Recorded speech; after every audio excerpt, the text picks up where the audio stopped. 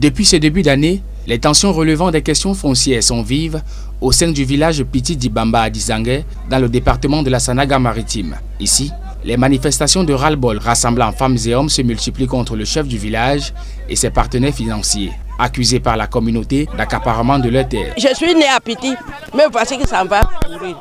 Mais on a vendu là où je travaillais mon petit manioc. Avec mon camion, j'ai les plaques derrière ma porte, derrière ma maison. Mais parmi que j'ai fait planter, on a amené le caterpillar cassé. Sur place, des tracés de morcellement à perte de vue et des opérations de bornage ciblant de nombreuses maisons, les églises du village n'étant pas épargnées, ce que les populations considèrent comme une boulimie foncière qui s'étend sur près de 400 hectares et dans tous les quartiers du village. Le site de Ao, je parle le site de Bonambom, je parle le site de Djeradje, je parle le site de Kater, le site de Vin. Le week-end, les populations exaspérées ont interrompu la cérémonie d'anoblissement au rang de notable du village, une des financières de ces opérations de spoliation. Cette Madame Beng, depuis qu'elle est arrivée ici, on ne voit aucune réalisation concrète.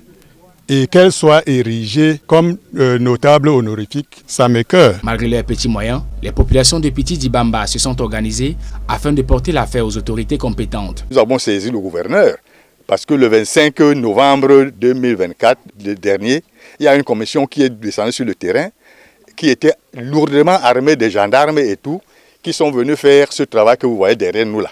Qui impacte nos terres derrière les maisons. Face aux nombreuses accusations de prédation foncière, la chefferie se défend d'avoir fait immatriculer les domaines appartenant à la famille régnante. Le chef, avant d'être chef, appartient à une famille. Si un chef qui, par hasard, peut se retrouver du coup aussi chef de famille, s'engage à sécuriser les terres de sa famille, je ne crois pas que ce serait une affaire du village. Une version bottée en touche par les anciens notables du village. Quelqu'un qui veut s'accaparer de tout, nous autres, on ne peut pas croire à ça. On ne peut pas travailler avec toi. La multiplication des scandales fonciers a conduit en 2024 le président Paul Biya à demander la création d'une commission d'enquête. Mais force est de constater que ce phénomène se généralise sur l'ensemble du territoire en 2025.